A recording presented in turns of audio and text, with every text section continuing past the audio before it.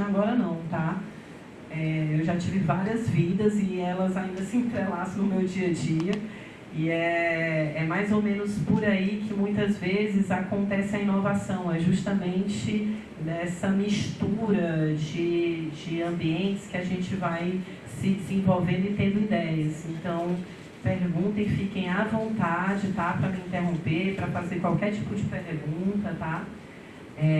Só não vou responder muito bem ao meu time porque eu ainda não estou muito bem decidida, tá? Mas o que é que eu vim falar hoje para vocês? Eu vim trazer como que a gente consegue olhar hoje em dia com vários algoritmos diferentes de processamento de linguagem natural, aspectos que englobam tanto o desenvolvimento humano quanto aspectos de saúde mental. E para isso eu começo do fim, né?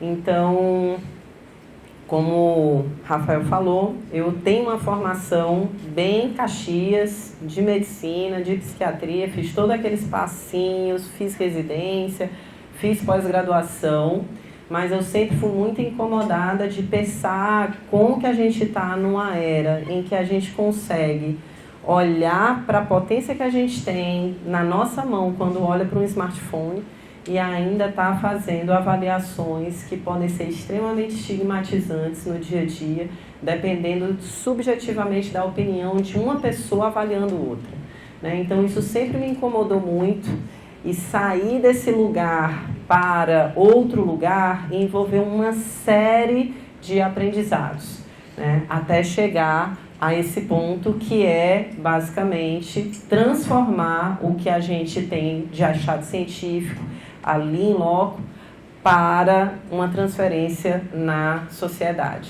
Por que que isso me incomodou tanto? Porque ao longo do processo eu fui percebendo várias barreiras do que é um achado, um resultado que a gente lê no artigo, que depois a gente lê no livro e como que a gente transforma isso em algo útil para estar na vida das pessoas. Isso sempre me incomodou bastante.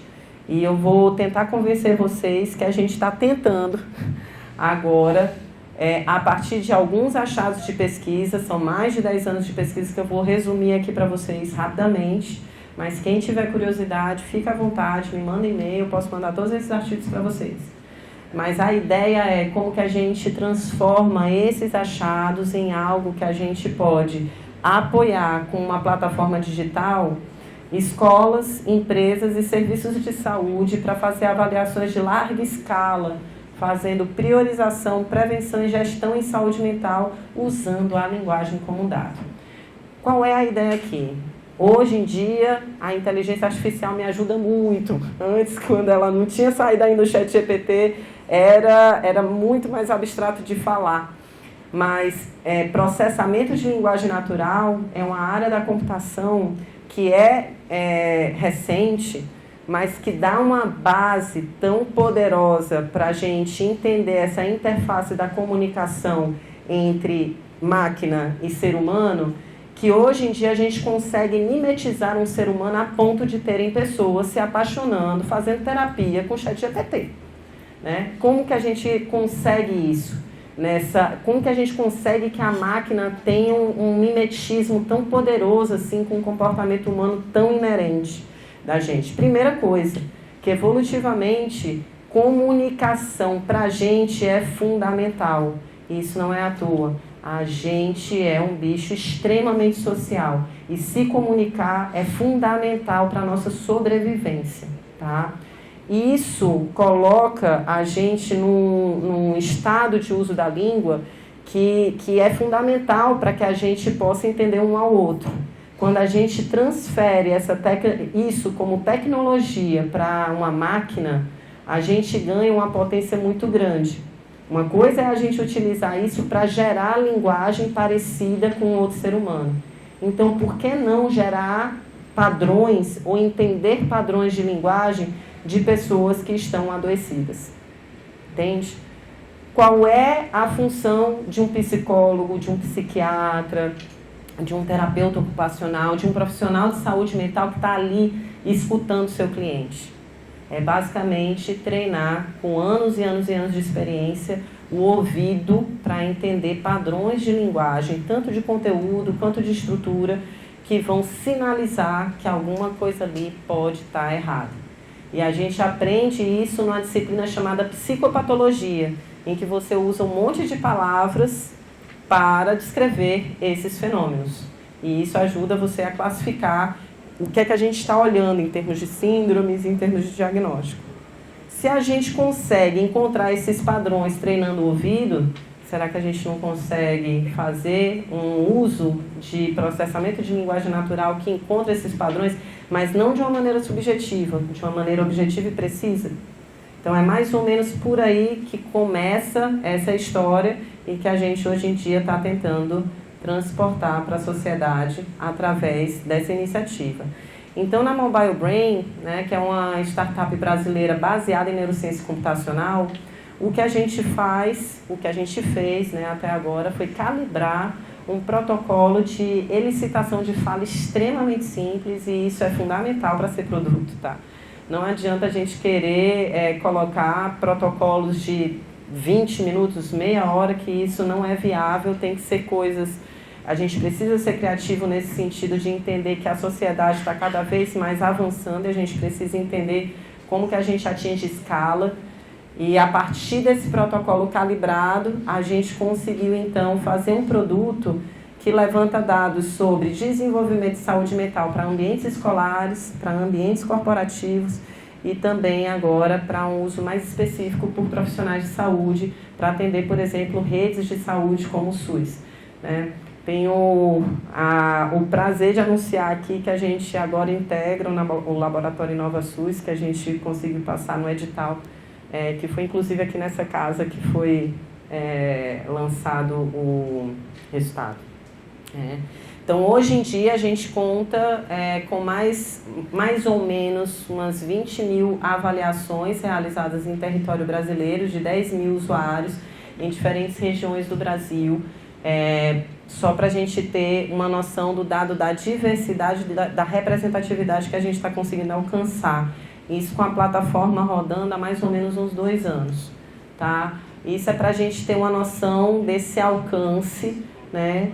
Quando a gente consegue fazer ciência a partir de empresa, a gente tem um outro ritmo, a gente tem um outro objetivo nesse sentido. Pode ser muito mais ansiogênico, mas é também muito mais dinâmico. Então, quando a gente está olhando para dados em larga escala, a gente começa a perceber que as pessoas apresentam uma série de padrões diferentes, e é por isso que fica tão interessante manter essas perguntas no ar, né? E daí é onde eu vou começar a falar um pouco mais para vocês da base acadêmica dessa tecnologia. Como é que isso começou e por que a gente pensou, né, em olhar para a linguagem. Primeiro, linguagem é algo, como eu estava falando para vocês, extremamente importante para a nossa espécie. Se a gente for parar para pensar o que é que seria desse primata que é pequeno, pelado, não tem garra, não tem dente poderoso, como a conta não fecha, como que esse primata me surge na savana e dá conta do leão? Não fecha a conta se a gente pensa no indivíduo, não fecha. Mas qual é a grande sacada, a grande disrupção evolutiva que esse primata Homo sapiens teve? Alguém quer fazer um chute?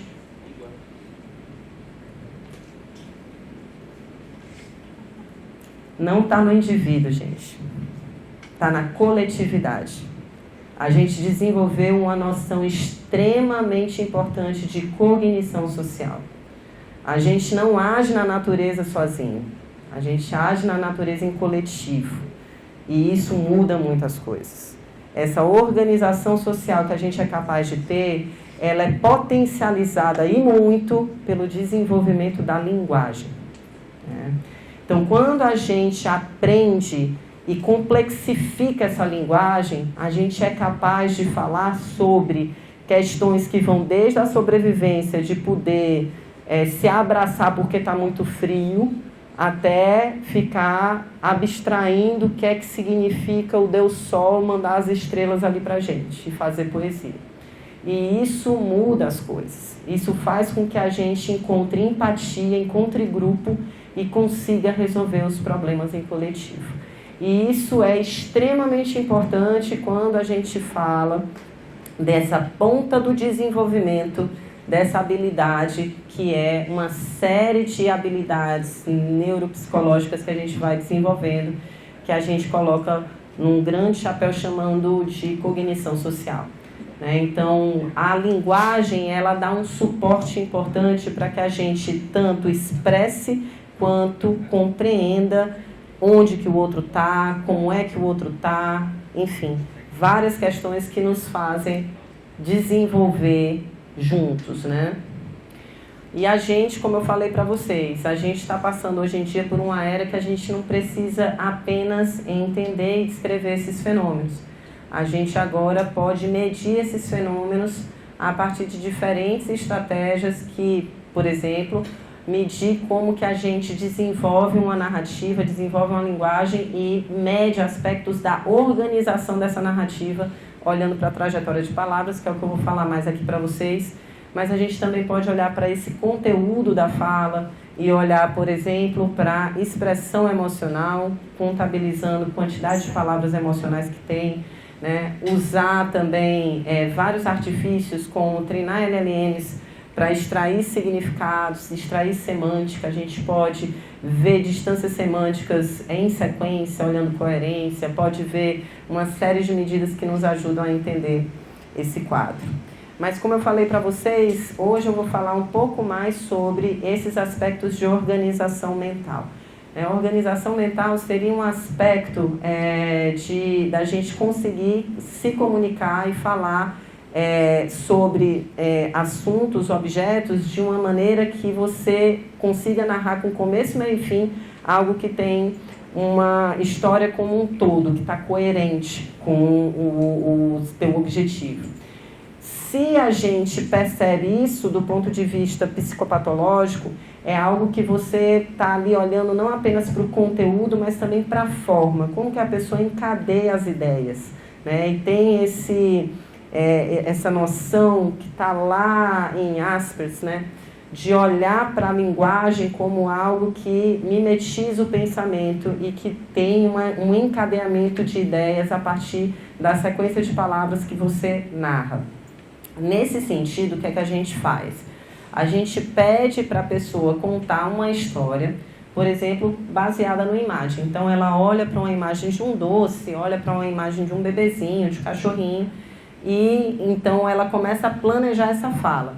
Nesse momento que ela está planejando essa fala, a gente imagina que num momento ali de milissegundos, ela começa a trazer palavras para a sua memória verbal de curto prazo, vai estocando essas palavras em sequência até poder gerar uma narrativa ali de poucos segundos, né? Aqui é uma narrativa de 30 segundos olhando para essas imagens. E a gente pode ler essa narrativa e entender o que é que a pessoa está querendo falar e ter uma opinião se está organizado nas ideias ou não. Mas a gente também pode representar cada uma dessas palavras como um nó, uma unidade, e a sequência a gente pode dar a partir de setas direcionadas que seriam arestas. E esse é o pulo do gato.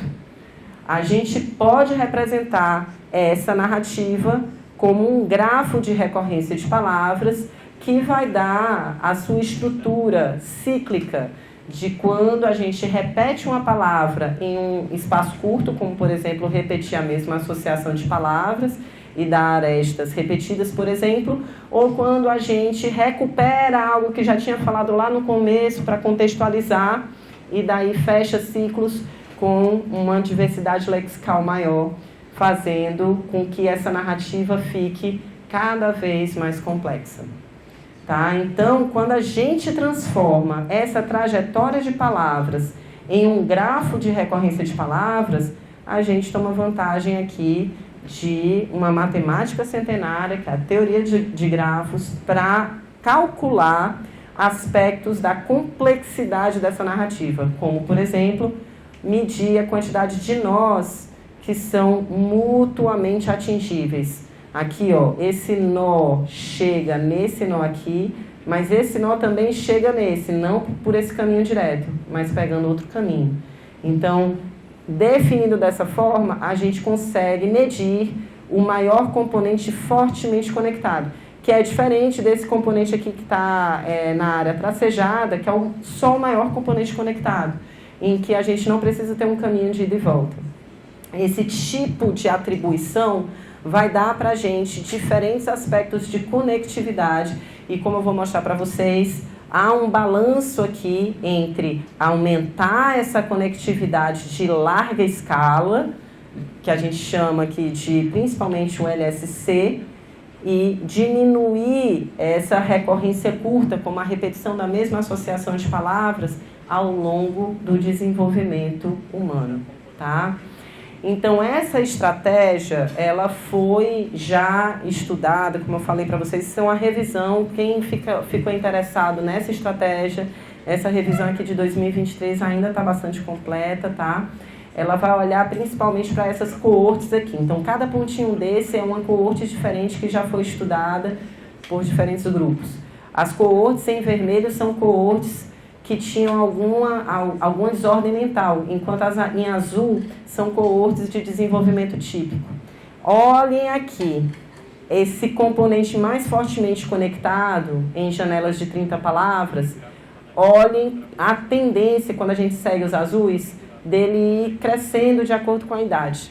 Isso dentro de uma noção de uma sociedade com desenvolvimento típico e letrado, tá? Mas quando a gente olha para os pontinhos vermelhos, a gente vê que tem várias coortes que caem, né? E isso são patologias como, por exemplo, psicose crônica, esquizofrenia, em que a gente tem uma quebra dessa organização mental. E a pessoa não expressa a sua fala de acordo com a sua escolaridade ou a sua idade, mas ela expressa a sua fala de acordo com os seus sintomas, que vai fragmentando essa forma de se comunicar, que é o que na psiquiatria tem vários nomes para isso, desde descarrilhamento do discurso, afrouxamento de associações, até salada de palavras, tá? Mas olha que interessante, se a gente olha para a diversidade sociocultural e olha, por exemplo, para falas muito educadas de líderes de etnias dos povos originários, isso cai também. Por quê? Porque educação e literacia tem tudo a ver com esse desenvolvimento padrão aqui que a gente está olhando, né? E nisso é onde a gente foca o nosso desenvolvimento de produtos, que é basicamente olhar para os efeitos da escolaridade a partir da fala como um ponto de norma, de uma forma que a gente possa acompanhar esse desenvolvimento que nem a gente acompanha, por exemplo, o crescimento de uma criança.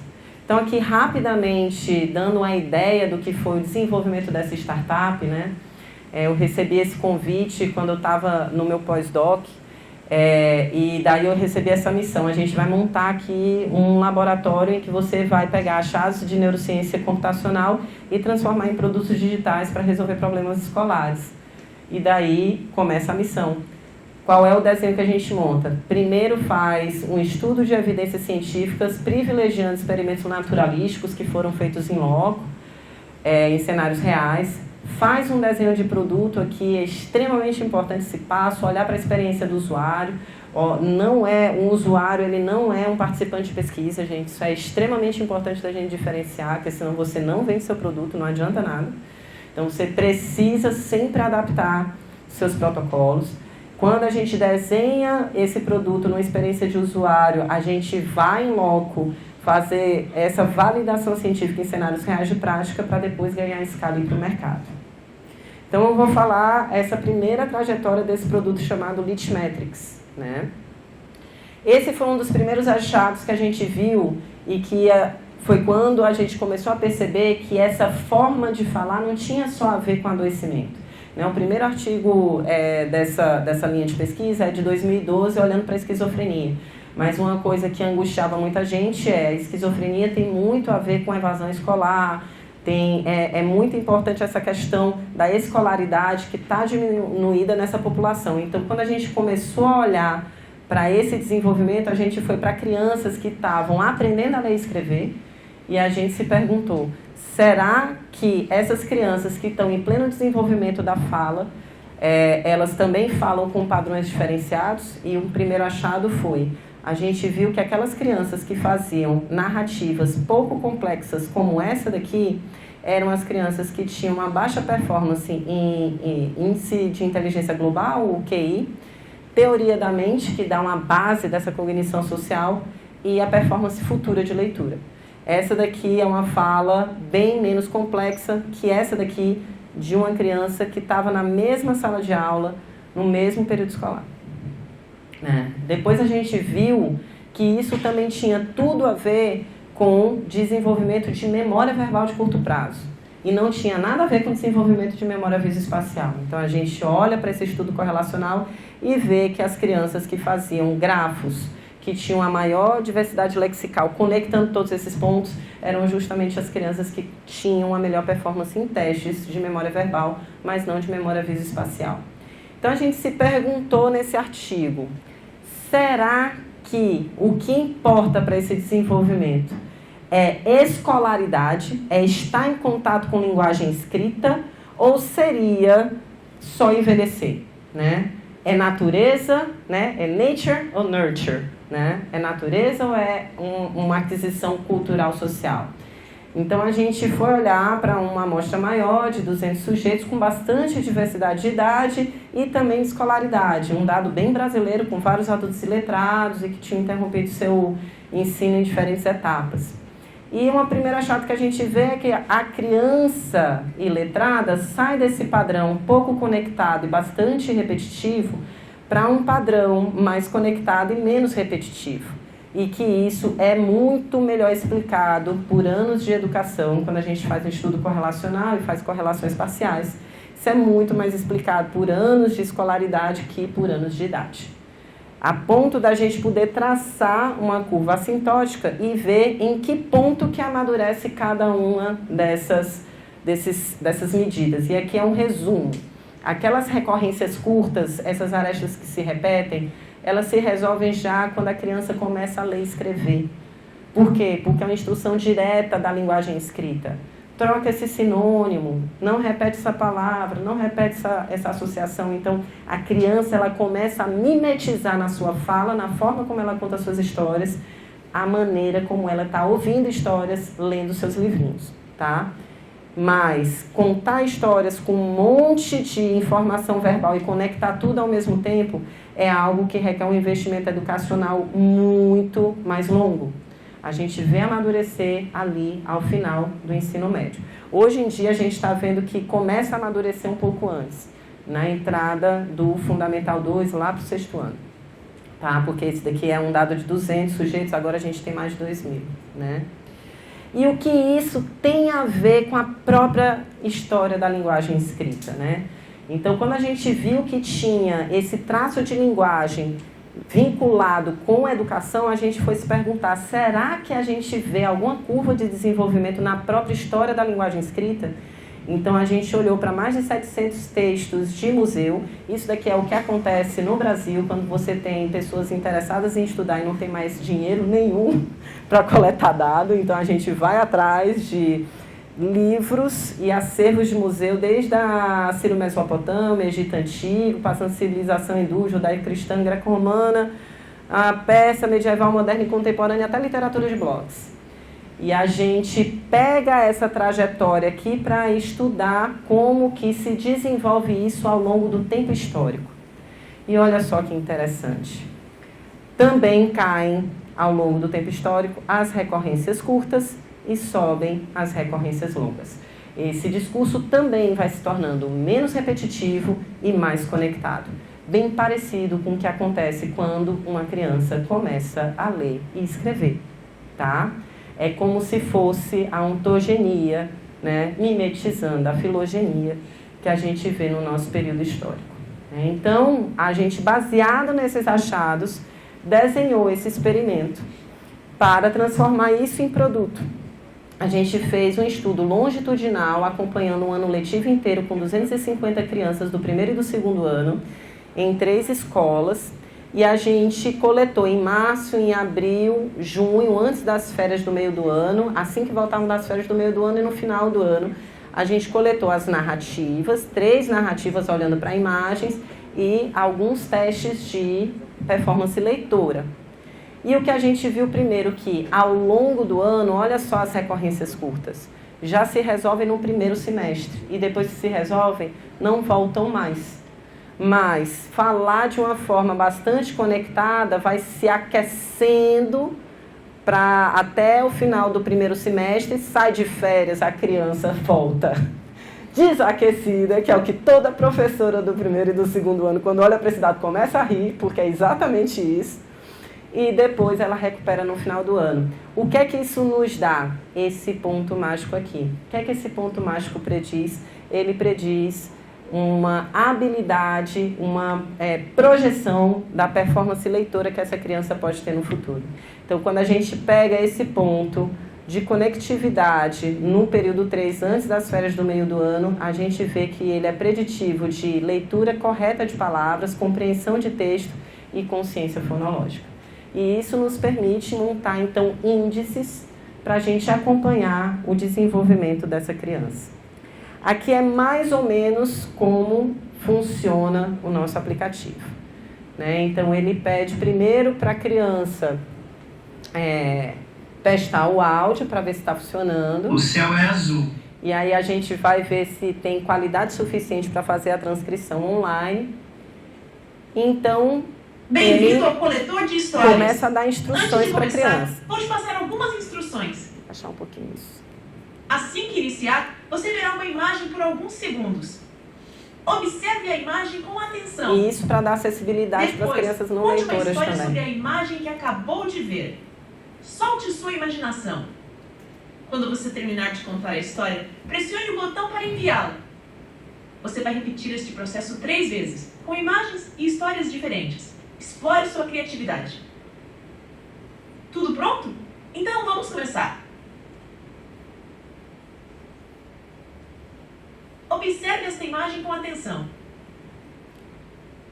Se vocês quiserem fazer o teste aí na cabeça de vocês, pode fazer também.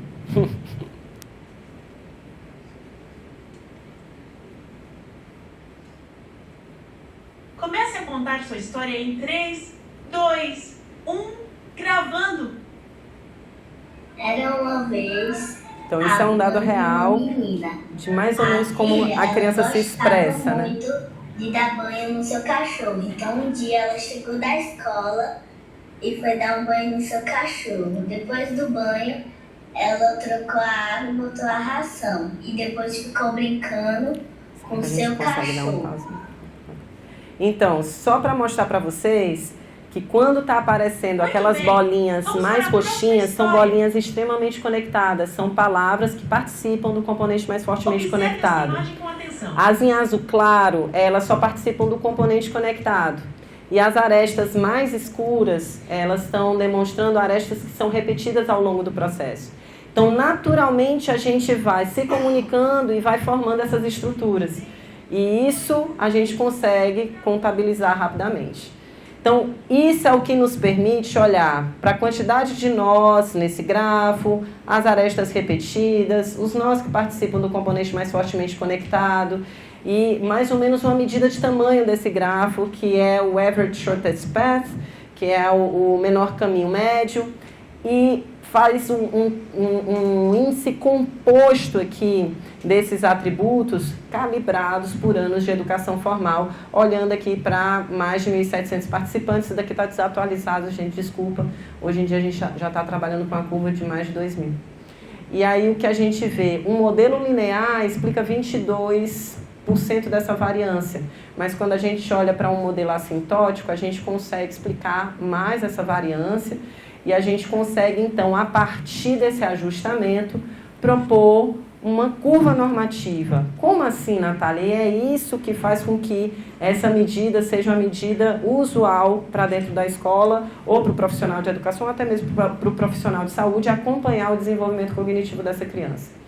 Assim como o pediatra olha para medidas muito simples, como peso e altura, e olham para uma curva normativa para saber se a criança está crescendo, está ganhando peso, está ganhando altura de acordo com a idade, a gente agora montou essa curva de complexidade narrativa para ver se ela está ganhando complexidade na sua narrativa de acordo com seus anos de escolaridade. E isso permite a gente fazer uma série de medidas a partir daqui. Primeiro, olhar essas populações que podem estar em risco de não desenvolver bem a linguagem escrita, por exemplo. A gente também pode olhar para preditores, talvez, de neurodesenvolvimento também. Mas a gente também tem um problema muito importante no Brasil, que é a defasagem idade-série. A gente passa, principalmente no ensino público, muitas crianças que não conseguiram ainda aprender a ler e escrever e vão se evoluindo na escola, mesmo sem aquela maturidade. Então, você pode ver que uma criança, por exemplo, que esteja matriculada no 8º ano e estaria aqui, ela teria uma complexidade narrativa talvez equivalente ao 3º ano. Tá? E aí você pode fazer uma série de materiais de reforços para tentar chegar e estimular adequadamente essa literacia. Tá? Aqui é só para dar um exemplo de como que a gente devolve esse dado, né? Então, esse aluno, ele atingiu, os dois são alunos do 2º ano, estavam na mesma turma e estavam vendo a mesma imagem. Um narra no percentil 80, ou seja, ele tem uma performance super boa em comparação com outras crianças do 2º ano. Ele conta a história assim: era uma vez um cachorro chamado Rex. Todo mundo zoava ele, era muito estranho. Ele tinha uma cabeça marrom, um corpo branco e preto. Então ele amava brincar no quintal junto com os seus donos. Só que aí ele teve câncer e morreu. Então essa é a história. Tchau. Né? Notem que a história tem um monte de informação. Ele contextualiza, ele descreve o Rex, ele fala que ele brincava no quintal com os donos e ainda tem um final triste. A gente consegue até empatizar com o Rex, né?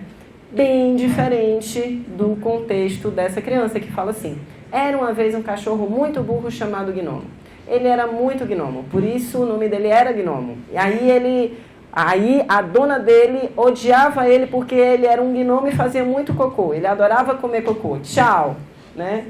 Então percebam aqui a marca, né, da repetição, né? Ele fala, ele está sempre voltando de uma forma curta para o nome do cachorro que é gnomo, falando do cocô, né, nesse artifício cômico, e você não tem muita informação sobre ele. Eu não sei muito bem sobre o cachorro gnomo, eu só sei que ele se chama gnomo porque era burro e comia cocô. Né? Eu não sei dos donos dele, eu não sei do que ele fazia, eu não sei do que ele morreu, enfim. Né? Então, esse tipo de narrativa, que tem menos riqueza, que tem mais repetitividade e tudo, gera um percentil limítrofe aqui, né? Um percentil 24. Tá? E aí, quando a gente olha para aqueles índices, né, medidos antes das férias do meio do ano, a gente consegue ver essa predição de risco de não desenvolver uma boa decodificação e um bom índice de compreensão leitora abaixo do percentil 10. A gente vê que essa predição daqueles que vão estar abaixo do percentil 25 para essas performances no final do ano é em cerca de 70% de acurácia. Tá? Então, isso permite o quê? Permite que a escola olhe no meio do ano quem são aqueles alunos que vão precisar de algum reforço antes que ele venha a desenvolver um prejuízo de aquisição leitora no final do ano. Então, você pode montar uma série de estratégias e hoje em dia a gente tem uma matriz de recuperação de habilidades leitoras que é justamente para a escola que está acompanhando poder adaptar e formar seus grupos e poder usar essas matrizes para trabalhar tanto decodificação quanto compreensão leitora. Tá? E aí a gente, a partir desse ganho de escala, fazendo o uso disso como produto, a gente conseguiu dados o suficiente para poder ter mais potência e fazer um dado de saúde mental. Né? Esse é um dado bastante triste, né, publicado nessa revisão de 2024, e eu não sei o quanto que vocês estão cientes disso, mas vocês devem estar convivendo com isso, porque aqui, eu tenho certeza que nessa sala ainda temos vários adolescentes, tá, gente? Desculpa aí, mas adolescente aqui para mim é abaixo dos 25 anos, tá? Por quê? Porque eu estou olhando para um aspecto neurobiológico do desenvolvimento do teu cérebro, tá? a gente só termina de amadurecer de fato o nosso pré-frontal lá para os 24 a 26 anos de idade, mais ou menos, tá? E isso é uma coisa muito ingrata da evolução com a gente, porque a gente começa a amadurecer o nosso sistema límbico no final da puberdade. O que é que isso significa? Quando você está ali por volta dos 12 a 14 anos, você começa a perceber as emoções muito mais complexas no mundo, tá? Fica tudo mais estranho, você se apaixona, se sente esquisito, ninguém gosta de mim, fulano falou de mim, fulano não falou de mim. Antes você só pensava em bola, antes você só pensava no videogame, era tão mais simples, né? E de repente você começa a sentir esse monte de coisa, mas teu pré-frontal não está amadurecido ainda para interpretar, entendeu? Teu pré-frontal ainda não está elaborando. A gente percebe a emoção, mas a gente precisa de uma série de habilidades com funções executivas, controle inibitório, para não reagir a essas emoções de pronto e para começar a entender essas emoções na experiência. É por isso que a adolescência precisa tanto de um suporte de pares, de pessoas que estão passando por situações parecidas e com quem você possa se conectar, conversar e entender melhor o que é que está acontecendo. Mas o que é que tem acontecido hoje em dia? A gente tem passado por um período muito estranho na humanidade, em que a gente tem socializado muito mais através de aplicativos do que presencialmente. Se você parar para pensar nas suas interações sociais, boa parte delas está acontecendo via Instagram, WhatsApp, TikTok, ou então interações de trabalho, reuniões remotas e tal.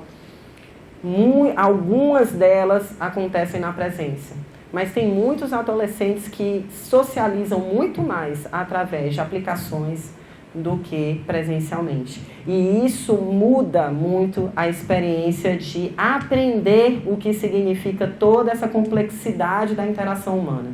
A gente não tem gesto, a gente não vê a postura do outro, a gente não vê a intencionalidade do outro.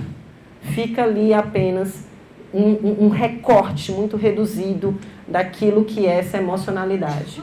Isso é um dos aspectos. Segundo aspecto, a gente está passando por um período de mudanças climáticas extremamente importante. E isso impacta a gente que já está na festa há algum tempo, mas impacta muito mais quem está chegando agora. E dá medo mesmo. Juntamente com a precarização do mercado de trabalho, que imagino que para essa audiência aqui seja extremamente importante. O que é que eu vou fazer da minha vida? Qual é a próxima profissão? Né? Não dá para adivinhar muito não, gente. Por isso que bom que vocês estão estudando tecnologia, que eu acho que esse é um bom chute. Mas é difícil. Por que eu estou falando isso? Não quero ser pessimista aqui, gente. A humanidade já passou por esses gaps geracionais em vários momentos. E a gente está numa mudança tecnológica muito importante hoje em dia. E isso tem impactado a nossa saúde mental. Até 2010... o que eu aprendi, o que a gente aprendia em termos de saúde da infância e da adolescência, era que desordens mentais costumam aparecer em torno de 10% da população. E isso era bastante estável. De 2010 para cá, olha como tem aumentado. Está em pelo menos 30%, mas se a gente faz esse recorte aqui nessa coorte norte-americana, em meninas, a gente passa de 60% da população com algum sintoma de desordem mental. Por isso que a gente está enfrentando um problema que é pandêmico. Não é um problema só da sua escola, da sua família. É um problema que está no globo. E a gente está discutindo muito pouco. Por quê? Porque a gente tem poucas ferramentas ainda para isso. Mas o que a gente acredita na Mobile Brain é que a gente pode usar estratégias como essa para identificar grandes grupos. E é por isso que a gente tem um raciocínio aqui de saúde coletiva, muito mais do que de uma psiquiatria que olha para um ou outro indivíduo. Porque quando a gente olha, por exemplo, vou fazer uma analogia com o Covid. Adiantava naquela época, vamos lidar com o Covid, então vamos comprar um monte de respirador para quem estiver lascado, vai lá e tem um suporte ventilatório. Não. Por quê? Porque é um vírus. E por ser um vírus, vai contaminar muita gente. Não vai ter respirador que chegue, né, para a população. Da mesma forma, é o nosso raciocínio sobre saúde mental. Não adianta a gente olhar para um dado que evoluiu de 2010 para cá e pensar que isso foi uma mudança biológica na nossa tendência de expressar desordem mental, porque não foi. É uma mudança social. E se o ambiente, a sociedade é adoecedora, ela também pode ser acolhedora. É olhar para ambientes, olhar para larga escala e cuidar desses ambientes com saúde. Então, um dos primeiros pontos que a gente pega aqui é olhar para, por exemplo, a estrutura da narrativa, mas também para a expressão emocional. A gente só escolhe aqui imagens que tem um conteúdo emocional extremamente positivo. E isso permite com que a gente olhe para o viés negativo de contar uma história. Se a pessoa olha para uma imagem de um bebê e conta uma história cheia de violência, cheia de raiva, cheia de tristeza, é um viés negativo. Percebe? Isso pode ser um rastreio, por exemplo, de emocionalidade ligada à depressão. Tem outros dados que, por exemplo, estão sendo replicados aqui no Brasil e fora do Brasil, que é conversar pronomes, Silene. Pronome eu. Né? Então, o pronome eu tem sido cada vez mais replicado como um marcador de depressão e ansiedade. Né? Quando você está muito ansioso ou está muito deprimido, é introspecção. Você começa a ficar muito egocentrado e pensar muito em você, você. Tá? E isso se transmite na história. Então, o que a gente fez foi fazer compósitos assim, mas olhando para sintomas e calibrando para sintomas. Né? Aqui eu vou só mostrar como é diferente um grafo de uma pessoa que está no primeiro episódio de psicose para um grafo de uma pessoa que não tem perdas cognitivas e tem o mesmo nível de escolaridade e idade. Esse é o nível de desagregação que a gente consegue perceber. E é por isso que o psiquiatra consegue escutar isso, né, ao ouvido nu. Né, porque isso daqui é fácil da gente perceber só escutando. Mas quando a gente coloca métrica, isso fica muito mais preciso da gente detectar sinais súbitos. E é o que permite com que a gente olhe para isso que a gente chama de índice de desorganização, por exemplo. Aqui, nesse dado, a gente estava olhando principalmente para psicose e sintomas negativos. Mas olha aqui que interessante que a gente percebe. Nessa população, quando a gente olha para o que pode explicar a desorganização desse discurso, se a gente olha só para dois fatores, sintomas e escolaridade, a gente vê que as duas coisas explicam quase 70% da variância do dado. Muita coisa, tá? Mas olha que interessante. Enquanto a sintomatologia está desorganizando o discurso, anos de escolaridade está protegendo esse discurso. Está elevando esse discurso e mantendo ele conectado. O que dá para a gente aqui um gancho de que é pela saúde desses indivíduos que eles devem se manter socializando na escola, muitas vezes com adaptação desses ambientes, para que sejam ambientes acolhedores. Né? Eu vou passar aqui mais rápido porque isso daqui é um pouquinho mais difícil de explicar. Eu quero mostrar esse dado aqui também para vocês. Isso daqui foi olhando para fases ainda anteriores a um primeiro episódio de psicose. Isso daqui é olhando para pessoas que estavam sentindo sintomas atenuados, não tinham diagnóstico de nada e podiam expressar no futuro. Então, é uma coorte de mais de 4.000 pessoas em São Paulo que foram convidadas a fazer esse screening e desses participantes que completaram dados, a gente identificou esses sintomas atenuados que a gente chama de risco de desenvolver alguma desordem mental. Em 62 pessoas, em 69 a gente não encontrou isso. Então, a gente acompanhou esse grupo por 2 anos e meio. E depois a gente viu que boa parte dessas pessoas, 42, algumas remitiram e ficaram saudáveis, outras desenvolveram depressão ou ansiedade e só 4 desenvolveram psicose. E olha só que interessante, 2 anos e meio antes de terem diagnóstico, aquelas que converteram para alguma desordem mental já falavam com aquele viés negativo que eu falei para vocês. Olhavam para uma imagem de um bebê e estavam expressando emoções negativas. E também falavam com menos conectividade, complexidade que aqueles que remitiram depois do tempo de acompanhamento. Mostrando que esses traços eles podem ser muito súbitos e sutis na fala, e podem dar para a gente uma chance de olhar para aspectos ainda anteriores da pessoa entrar num sofrimento mais grave. Aqui é esmiuçando e vendo como que a gente pode ter correlações aqui com sintomas isolados, como humor disfórico, que é ficar muito irritado, anedonia social, que é não querer participar de atividades, ficar se isolando e não ter riqueza na ideação, ficar sempre culminando naquele mesmo ponto de vida, né? Tá? Então, a partir desses indicadores, a gente faz um compósito daquilo que explica a estrutura, mas também a emocionalidade desse discurso, calibra por educação e monta uma curva, agora olhando para essa complexidade narrativa emocional, de uma forma que a gente possa ter um screening, né, que possa dar em larga escala aqueles que estão demonstrando aqui algum sinal de rastreio. E aqui só dando um exemplo de aplicação em larga escala. Né, uma secretaria estadual nos pediu para fazer esse estudo em dezembro, no final do ano, com escolas de ensino médio, para saber onde é que eles poderiam colocar suas políticas públicas ali de proteção psicossocial. E a gente devolveu esse dado.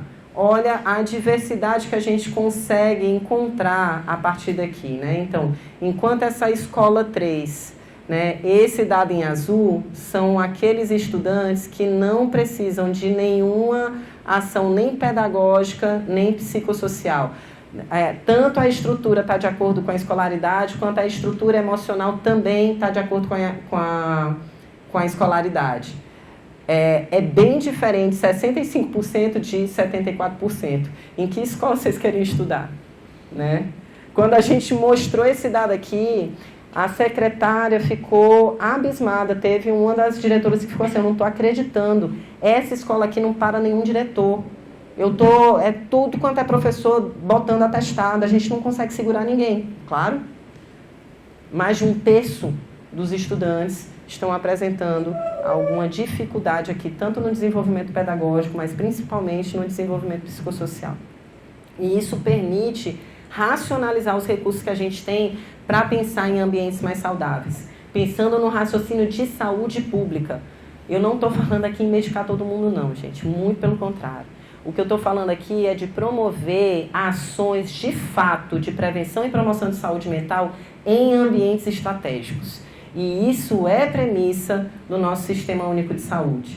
Aqui esse artigo ele traz uma série de ideias super interessantes de como que alcançar um adolescente pode ser muito mais difícil do que alcançar um adulto que já tenha consciência da sua emocionalidade.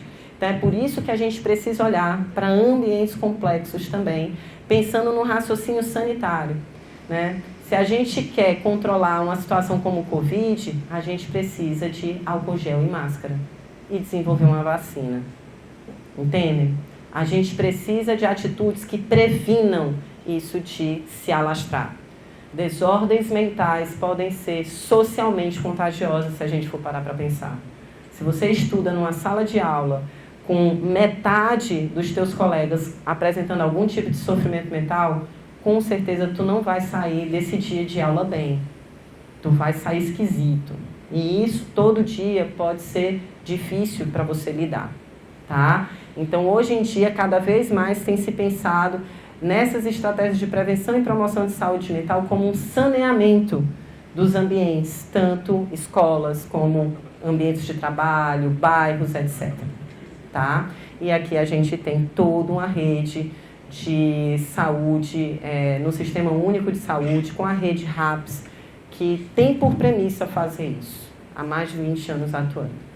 Então, a ideia é essa, né? Se a gente trabalhar uma comunicação que seja eficiente, uma comunicação que seja empática, desenvolver habilidades sociais, criar ambientes mais acolhedores e inclusivos, e a gente tem também uma série de estratégias para pensar junto com as escolas, com os ambientes de trabalho agora também, a gente consegue desenvolver isso melhor, tá? Então, assim, tenho mais 5 minutinhos, é isso? Porque me pediram para falar também de carreira, né? Esse é um evento de carreira, né? E daí eu vou falar um pouco para vocês de como que eu vim parar aqui, né? Então, como é que isso acontece? Eu era uma estudante de medicina que entrou na universidade e se apaixonou por neurociências. Esse era um livro, né, do professor Roberto Lente, que eu andava com esse livro para cima e para baixo. São fotos do meu primeiro ano. Não tinha tablet, gente, não tinha esse negócio. Eu tinha um computador tijolão em casa, assim, para o final da faculdade. Fiz muito trabalho em papel almaço. Eu andava com esse livro para cima e para baixo. Ele não saía de perto de mim, porque eu me apaixonei por neurociência assim que eu entrei na faculdade. E essa paixão tomou conta de um jeito que eu trabalhava o que precisava fazer para sempre ter um tempinho de laboratório. Então, passei por modelo animal, odiava, chorava um monte quando sacrificava um animal. E daí foi quando eu vi, não, vou ter que entrevistar humanos, porque ninguém vai me mandar matar um humano. Então, eu vou passar para outra linha de pesquisa. E foi quando eu comecei a fazer todo esse desenvolvimento, acabei fazendo residência junto com uma iniciação científica que se estendeu por muito tempo. E daí veio um momento em quando a minha carreira estava começando a ficar mais interessante, maternidade, né? E aí como é que é, Natália, lidar com maternidade e carreira? É isso mesmo, não tem plano, é improviso, né? E daí era onde eu comecei a enfrentar um dos maiores problemas, que foi me isolando cada vez mais. Então, eu comecei a ter reconhecimento, comecei a participar de congressos, comecei a ter trabalho com situações de ir coletar dado na comunidade, com o bucho lá por acolá, e é assim mesmo que a gente vai. E vai também receber prêmio com um bebezinho. Esse daqui eu tinha acabado de parir, não tinha um mês que Serginho tinha nascido. E eu ganhei esse prêmio no Ministério da Saúde, o pessoal me mandou, eu vou, não vou sair não, vou lá, fui com o bebê e tudo, né? E não é fácil ocupar esses lugares, nenhum deles, né? Principalmente ambientes acadêmicos, né? Eu só fui sentir isso passando por isso na pele, e isso foi me isolando. Eu comecei a achar que aquilo ali não era para mim, né? E eu resolvi fazer esses bastidores aqui bem voltado para vocês, viu, meninas? Porque a gente não fala muito disso, mas tem muita literatura já sobre isso. O ambiente acadêmico, ele é cheio de desafios marcados por aquilo que a gente chama machismo estrutural. E a academia faz parte da nossa sociedade. E ela tem uma série de situações, como, por exemplo, exigir que você seja multitarefas, né? Eu, como mãe, tinha que estar ali amamentando, cuidando do meu bebê e participando do evento, senão não tinha evento para mim, minha carreira interrompia. Então, eu estava sempre fazendo 2, 3 coisas ao mesmo tempo. Como é que fica a sua atenção nisso? Horrível, né? E você vai treinando e você vai ficando cada vez mais cansada. E isso normalmente não é reconhecido, por exemplo, no tempo que você tem para defender o seu mestrado, no tempo que você tem para defender seu doutorado. Quando você vai pegar um concurso para professor e ninguém quer saber se você teve 1, 2, 3 filhos durante esse período, tá? Além disso, tem uma questão de representatividade, tá? Quando a gente está se formando, é tão importante a gente ver alguém que chegou lá e que parece com a gente. Mas foi muito difícil estar no ambiente acadêmico onde eu via pouquíssimas mulheres nos cargos de liderança. E isso me fazia pensar, por que eu estou investindo tanto do meu tempo aqui, se em algum momento isso vai parar? Porque onde é que estão ficando essas mulheres?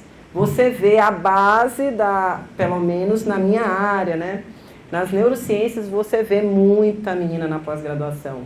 E você vê poucas chegando a ocupar cargos de docência e principalmente cargos de liderança, chefe de departamento, etc. E isso normalmente é uma coisa que é pontuada. Isso faz com que a gente comece a se sentir assim, inadequado. É a velha síndrome da impostura. Sem contar que é uma situação super frequente, que agora eu dou risada, mas que já me machucou muito, que é você estar em ambientes acadêmicos e toda hora que você quer falar, às vezes sobre a sua própria pesquisa, a pessoa quer te explicar o que você descobriu. Gente, como era impressionante, impressionante. Eu começava a falar de teoria de... Aceitava que eu falasse de saúde mental. Não, saúde mental tudo bem, mas quando eu falasse de teoria de grafos, o quê? Não, é porque você não entendeu. Ah, tá, me explica aí o que é que eu não entendi do meu trabalho. Né? Porque assim, cara, quer revisar de novo? Né? Porque... é impressionante, impressionante, né? Então, isso daqui tem um nome, tá? Em inglês, pelo menos, que é mansplaining, né? Então, os caras ficam sempre tentando te explicar situações. Mas talvez o que mais pegou foi o conjunto dessas situações que vão, ao longo do tempo, trazendo uma série de situações que você vai ficando cada vez mais sozinho. E se sentindo como a única pessoa que está passando por isso. Então, foi nessa época que, ainda bem que eu sou um bicho muito social, e aí eu resolvi chamar minhas coleguinhas, e percebendo assim, uma ficou grávida, a outra começou a ficar ansiosa, que tinha acabado de casar, e estava naquela pressão, e vinham para mim me perguntar, poxa, Nath, o Ernesto já está grandinho, como é que está sendo, não sei o que. Gente, vamos reunir a mulherada? E a gente começa a conversar. Então, a gente criou esse grupo de ajuda mútua, que era Scigirls, Mulheres na Ciência, em que a gente tinha um único pacto. A gente entendeu, gente, muito do que a gente está passando é uma questão estrutural da sociedade. Então, se eu estou passando por isso, é muito provável que uma de vocês passe também. Então, vamos se ajudar, né?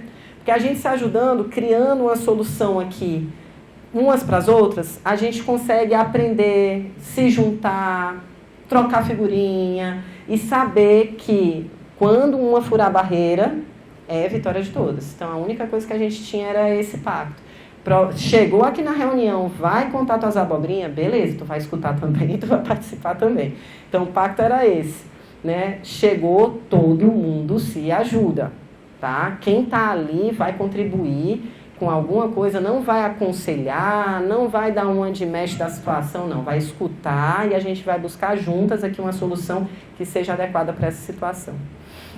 E isso foi extremamente importante para a gente, né? Então, conseguimos crescer rapidamente. A gente depois foi para o ambiente virtual.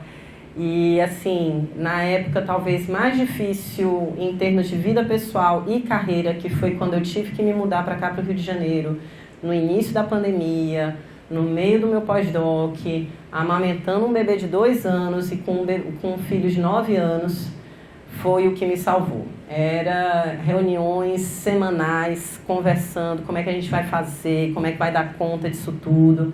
E isso, não só a mim, estou contando aqui da minha história, mas de várias de nós, né? Várias de nós, a Priscila, por exemplo, cadê a Pri? Está aqui.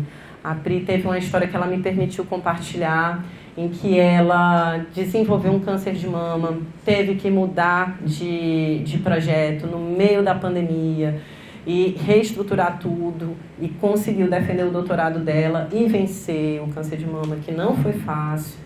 E tudo isso a partir de muita troca, né? Tá aqui, Pri, sempre a gente se apoiando, pensamos juntas qual ia ser o projeto dela, traçamos juntas a estratégia, vamos nessa que tu vai conseguir, e conseguimos. Então era isso que eu queria trazer para vocês, tá? Como uma mensagem assim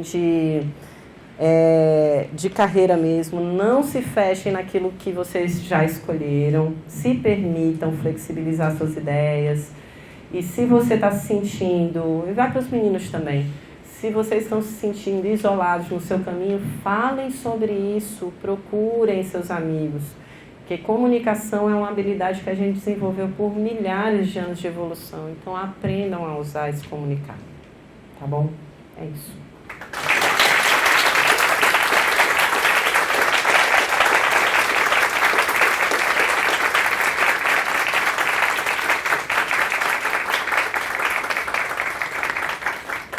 Se deixar, a gente vai ficar meia hora tendo aplausos.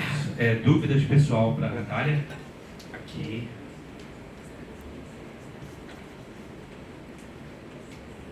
Muito obrigada, Natália, pela palestra. Obrigada por ter mostrado essa última parte, é realmente muito importante. Eu acho que com aquilo que tu mostrou também sobre a saúde mental das meninas, inclusive a síndrome do impostor está vindo cada vez mais cedo. Então, eu realmente achei muito importante falar sobre isso. E a minha pergunta é mais, eu adorei o projeto de vocês e surgem muitas vontades assim, tipo, nossa, vamos estudar isso, vamos pesquisar tal coisa. Mas a minha pergunta é mais agora voltada para pessoas com neurodiversidade. Tá. E eu gostaria de saber se vocês fizeram alguma análise particular sobre isso, principalmente voltado para crianças, porque ali eu vi que vocês pegaram uma população bem grande de crianças, mas não chegou a ter uma especificação, né? Isso. E aí a questão do autismo, principalmente, tem essa diferença de comunicação. Então, eu queria saber se vocês têm alguma diferença de análise quanto a isso, o que vocês pretendem fazer. Perfeito. Como é teu nome? É Luana. Luana. Ah, tá desligado? Oi, Luana. Muito... Tá. Ah, tá. Adorei tua pergunta, tá? Não consigo responder ela agora porque os experimentos estão rodando. Então, a Mobile, a gente tem a plataforma, tem uma plataforma para aquisição de dados e esse protocolo está sendo testado agora com 3 grupos diferentes, dois na UFRN, um na Unifesp. Estão coletando populações em neurodiversidade com TDAH e TEA, né, do espectro autista, para a gente justamente cobrir essa pergunta, tá? O que a gente tem de dado é em TDAH em adultos, e aí tem também um marcador bem parecido, né? Então, marcador ligado à impulsividade são os loops de um nó, a pessoa fica recorrendo na mesma palavra em sequência, e isso tem a ver com traços de impulsividade e hiperatividade, e também acabam fazendo uma redução desse LSC, tá?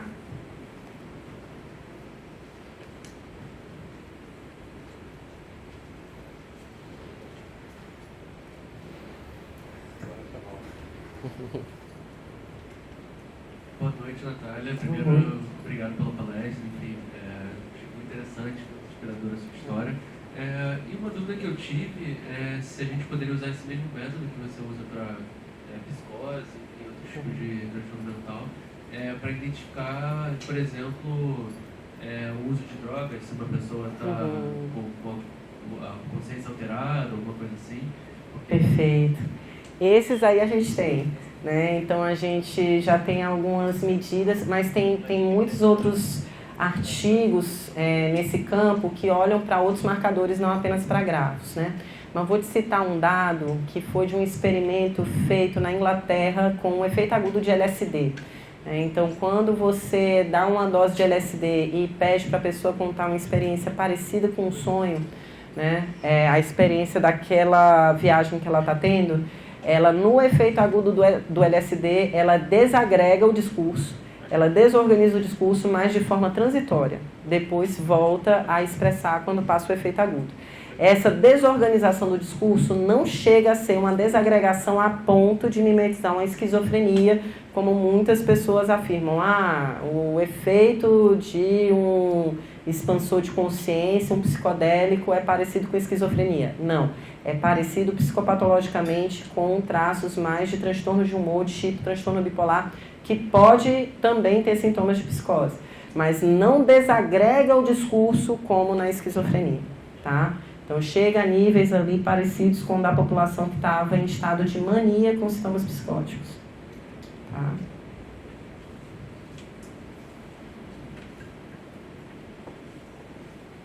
Boa tarde. Primeiro eu queria agradecer muito pela palestra. O tópico de saúde mental é imensamente importante. Bom, na minha escola, eu acho que ano passado teve 2 ou 3 tentativas de suicídio entre alunos. Então, realmente é algo muito presente. Eu queria perguntar sobre como esses marcadores foram encontrados. Por exemplo, o marcador que você falou de pessoas em episódios depressivos agudos terem mais um núcleo do sujeito em primeira pessoa. como que esses marcadores foram encontrados, exatamente? Boa pergunta. E me desculpa de não ter deixado isso claro, porque foi passando muito rápido, tá? Mas, normalmente, esses estudos a gente desenha assim. A gente coleta o relato junto com o protocolo e também faz uma série de aplicações de escalas psicométricas, que são para medir sintomas, né? Algumas dessas escalas, o próprio sujeito mede a forma como está se sentindo. Outras escalas é o profissional treinado que vai identificar ali no comportamento da pessoa, tá? E aí tem diferentes instrumentos. Esse dado que eu citei, mas não mostrei aqui, que é o paper da Ana Viduani, que a gente publicou ano passado, ela fez remotamente com adolescentes, ainda no período do Covid, se eu não me engano. E aí ela tinha todo um estudo psicométrico, esmiuçando sintoma por sintoma com essa população, enquanto elas davam as narrativas. E aí o que você faz é um estudo correlacional. Você correlaciona a severidade desses sintomas medidos pelas escalas junto com os marcadores de linguagem. E é onde a gente vê, quanto maior a proporção, por exemplo, do pronome eu, mais a gente tem sintomas, né? Naquele estudo da população prodrômica, aqueles que iriam desenvolver depressão e ansiedade, eles já estavam mostrando, por exemplo, um discurso que ficava girando em torno do mesmo assunto com uma conectividade menos aleatória, mais determinística. É como se fosse um marcador da ruminação ali, de estar sempre voltando para o mesmo tópico, tá? Então, e também o viés negativo, né? Olhar para um protocolo que seja uma imagem positiva e começar a falar de forma, se expressando emoções negativas. E isso estava relacionado com, por exemplo, a pessoa ficar se isolando dentro de casa. Ou se medir mais irritável, né? Com mais disforia, tá?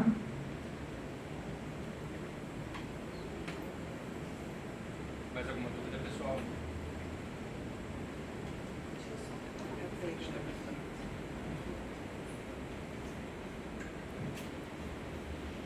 Boa noite. Muito obrigado.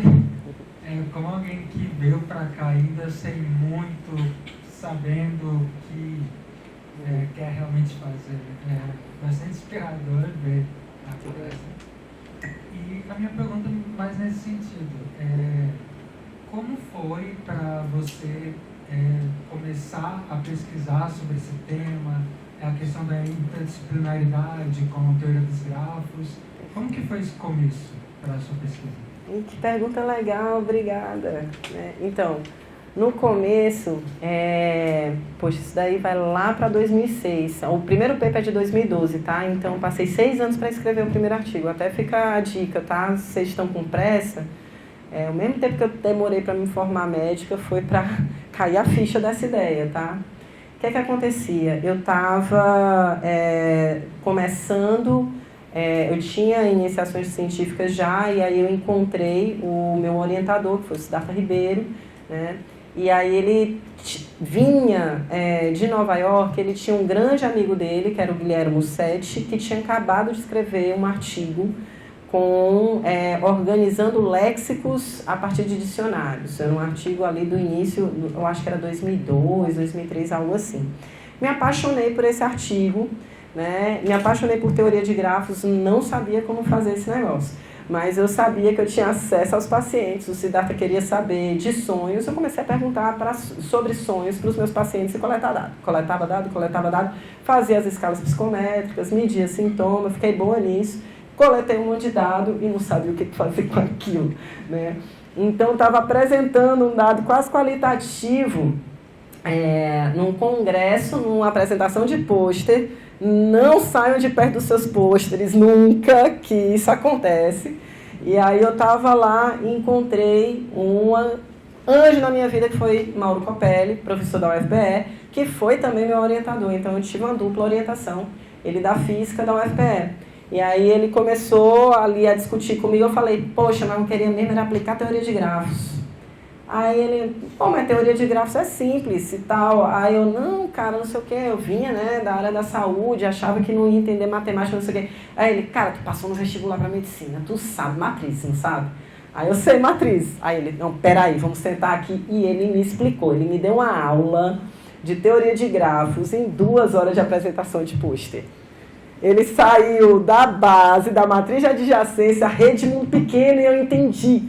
Cara, eu olhei pra cara dele, eu não te largo nunca mais. Tu não tá entendendo? Tu não tá entendendo que eu tenho muito dado, eu vou fazer esse negócio.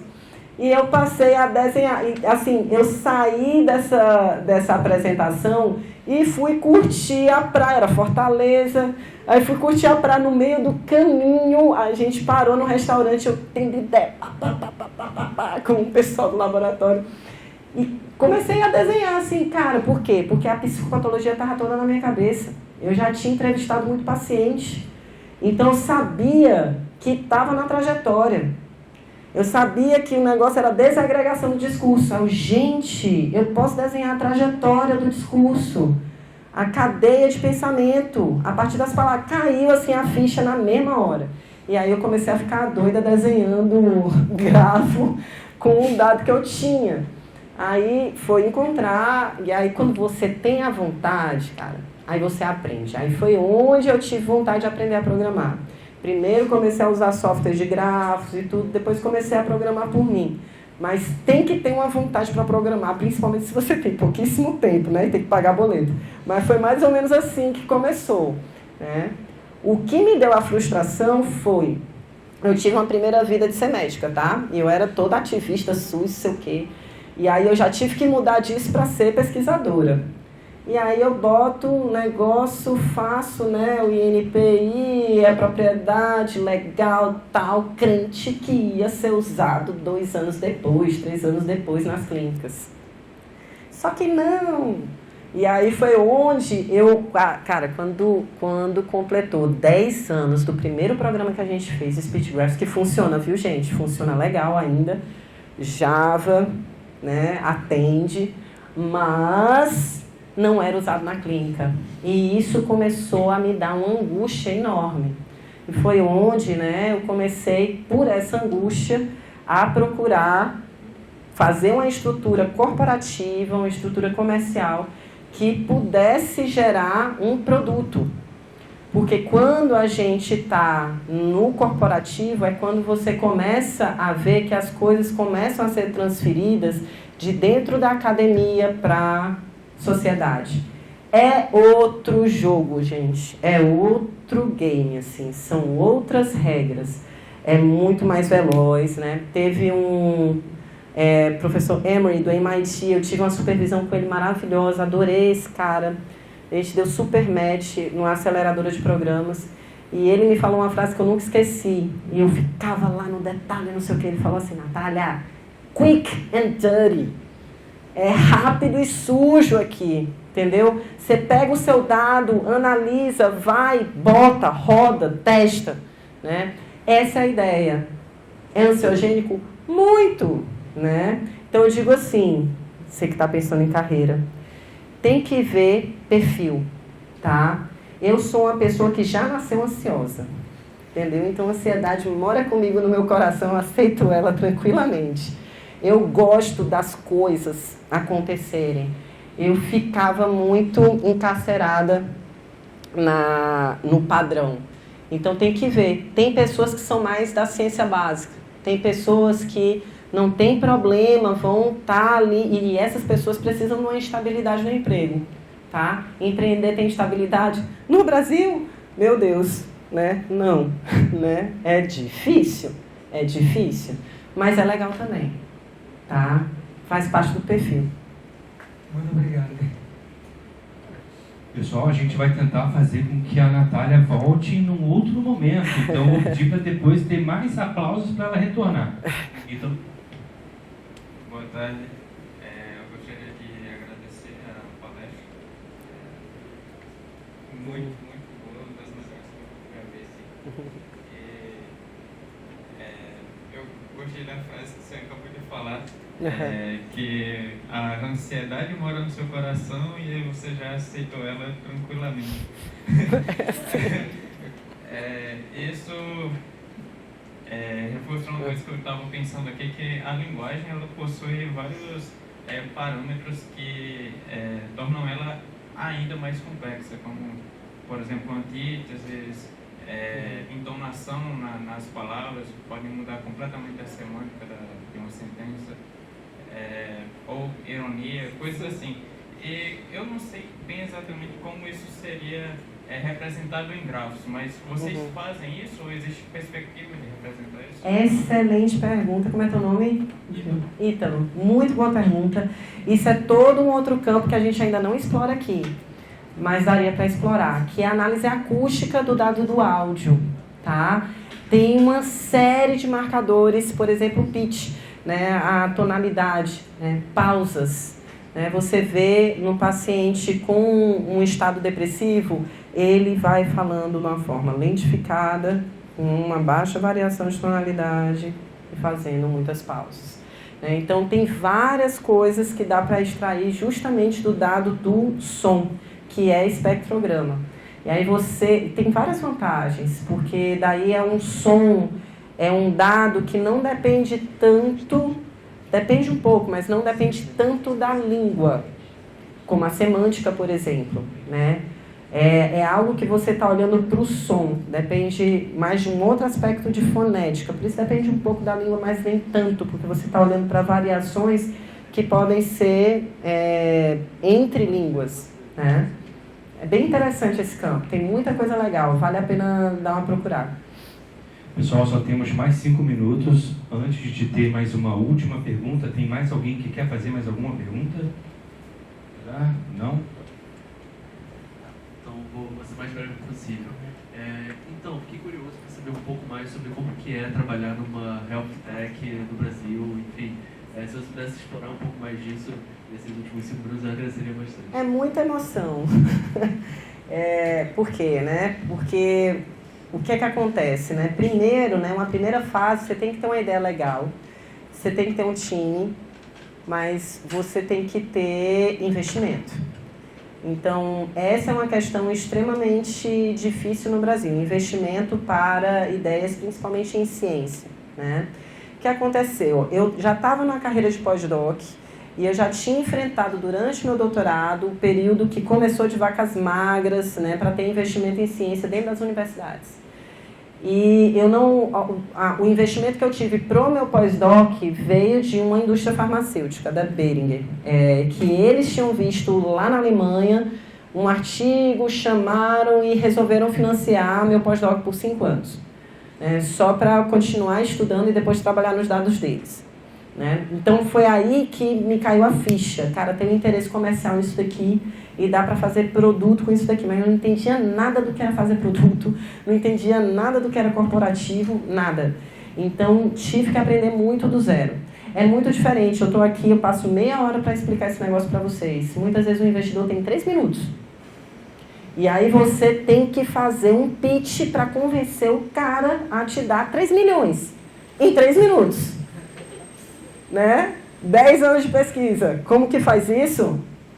Quick and dirty. É algo assim que você tem que fazer todo um trabalho de entrar no outro campo e entender como se comunicar melhor mesmo, sabe?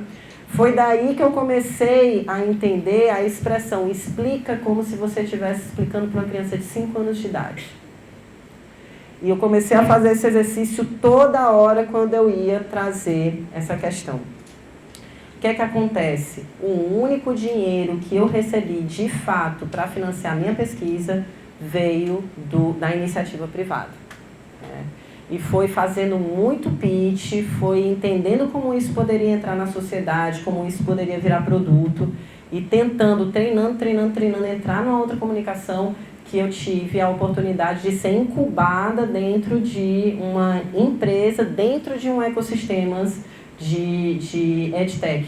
Eu não recebi financiamento de HealthTech. Agora que eu estou me tornando HealthTech. Então, em 2021, a gente foi incubado dentro de um ecossistema que fomentava empresas e startups para a educação. Então, eles viram que eu tinha um potencial para fazer produtos para resolver problemas da educação no Brasil. Então, foi isso que puxou o gancho. A partir daí, eles viram assim, me deram inicialmente eles me falaram que eu ia ficar 5 anos tranquila para fazer. Ah, tá bom, 5 anos, tá ok. E aí, quando deu 2 anos, a gente fez o primeiro produto.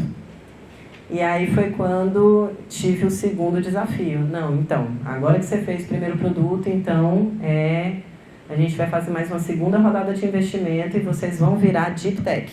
Vão atuar em educação, em saúde, no que der para fazer esse negócio.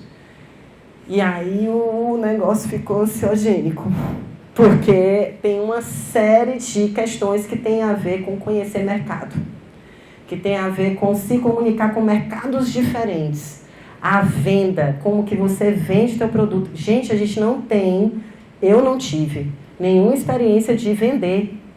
Vender para a escola é totalmente diferente de vender para corporações de saúde. Totalmente diferente.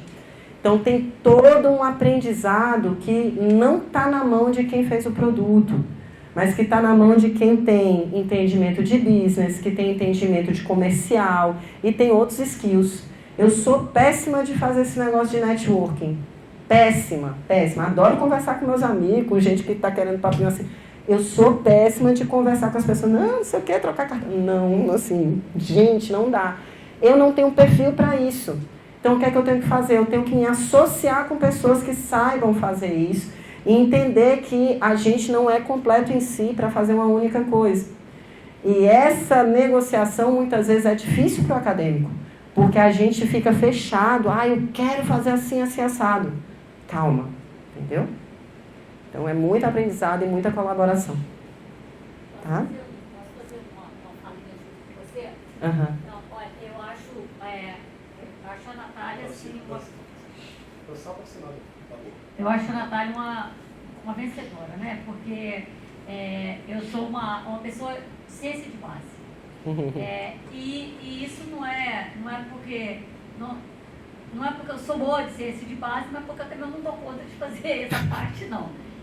Agora, o que eu acho que a trajetória da Natália mostra pra gente, né?